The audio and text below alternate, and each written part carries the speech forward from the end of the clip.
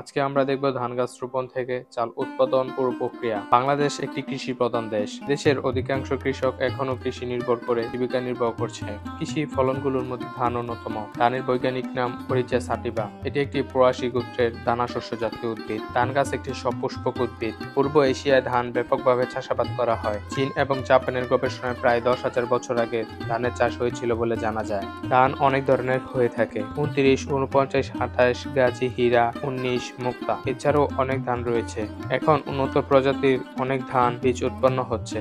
ধান চাষের প্রথম কাজ হচ্ছে বীজ রোপণ। ধান বীজ থেকে ধান গাছ জন্মায়। বীজ রোপণের জন্য প্রথমে মাটি প্রস্তুত করতে হয়। তারপর প্রস্তুতকৃত মাটিতে ধান বীজ ছিটিয়ে ফেলা হয় চারা জন্মানোর জন্য। বীজ ফেলার 4 থেকে 5 দিনের মধ্যে বীজ থেকে চারা গাছের অঙ্কুর দেখা যায়। ধান গাছে প্রধান মূল থাকে না, সরু সরু সুতার মতো গুচ্ছ গুচ্ছ মূল থাকে।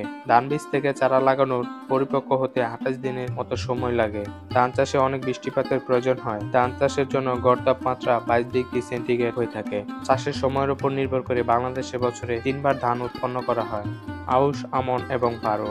ধান চাষের দ্বিতীয় কাজ হচ্ছে ধান গাছ লাগানো। ধান গাছ লাগানোর জন্য প্রথমে জমি তৈরি করতে হয়। তার জন্য জমিটিতে পানি দিয়ে জমিতে নরম ও পানি দিয়ে পূর্ণ করতে হয়। ধান চাষের জমির চারপাশ সুন্দর করে চেটে দিতে হয়। পানি পূর্ণ জমিতে চাষ দিতে হয়। আবার কেউ একটি চাষ দিয়েও পানি দিয়ে থাকেন। জমিতে 2 থেকে 3 বার চাষ দেওয়া হয়। ভালো কাদা তৈরির জন্য মাটি যত নরম হবে চারা গাছ লাগানো সহজ ও উৎপাদন ভালো হবে। চাষ দেওয়ার পর ধান চাষের জমিকে সমান করতে হবে। ধান গাছ লাগানোর জন্য চারা গাছ উঠানো হয় মাটি থেকে। শেকড় সহ একটি চারা গাছ তুলে মোটা মোটা করে বাঁধে ধানের জমিতে আনা হয়। একটি মুঠো থেকে 4 থেকে 5টি গাছ দিয়ে সারিবদ্ধভাবে জমিতে লাগানো হয়। ধান গাছ লাগানোর পর অন্যতম কাজ হচ্ছে পরিচর্যা করা।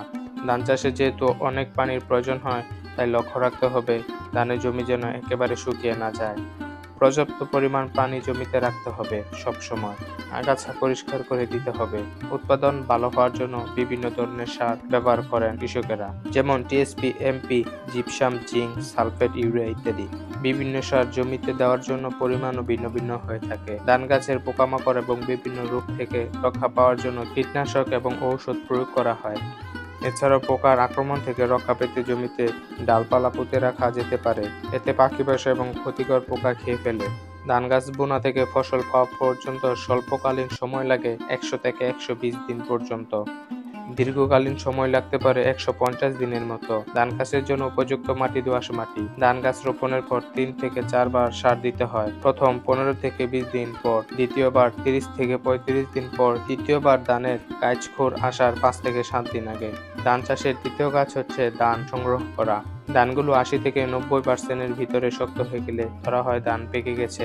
এই সময় ধানের রং হলুদ এবং সোনালী হয়ে থাকে। এই সময় ধান কাটতে হয়। ধান গাছ কেটে কেটে আটি আকারে বাঁধা হয় এবং এই আটিগুলো থেকে কেউ মেশিনের সাহায্যে, কেউ হাতে ধান সংগ্রহ করে থাকে।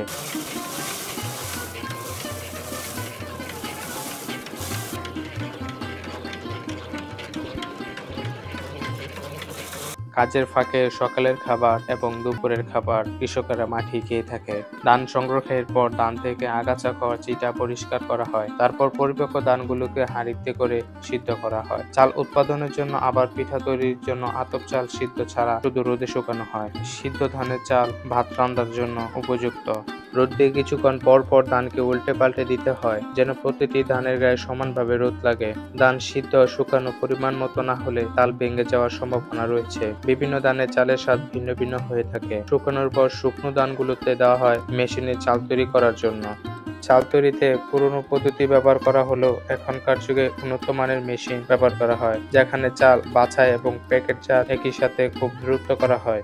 দেশের অনেক জেলায় ধান চাষ হচ্ছে না। কৃষকেরা কৃষিকাজে ব্যয়বহুল নানা প্রতিবন্ধকতার কারণে ধান চাষ কমিয়ে দিয়েছেন। এভাবে ধান চাষ কমতে থাকলে একসময় খাদ্য সংকট দেখা যাবে, দেশে দেখা যাবে দুর্ভিক্ষ। সকলের উচিত কৃষকদের ধান চাষে উৎসাহিত করা। উন্নত মানের বীজ, কম খরচে বেশি উৎপাদন, সরকারিভাবে সহযোগিতা ইত্যাদির মাধ্যমে কৃষকের ধান চাষে আগ্রহী হতে পারে। আজকের মতো এখানেই শেষ করছি। দেখা হবে নতুন কোনো ভিডিওতে। সে পর্যন্ত ভালো থাকুন, সুস্থ থাকুন। আল্লাহ হাফেজ।